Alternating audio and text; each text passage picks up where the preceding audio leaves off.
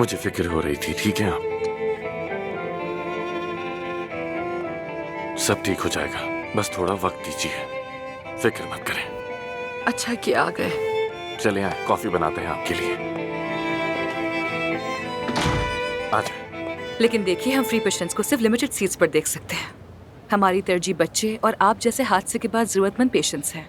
मैं आपका ख्याल रखूंगी, आप फिक्र मत करें। अल्लाह आपसे राजी हो तो फिर मैं आपकी कॉल का इंतजार करूंगी। खुदा हाफिज। खुदा हाफिज, ख्याल रखिएगा अपना। बहुत शुक्रिया।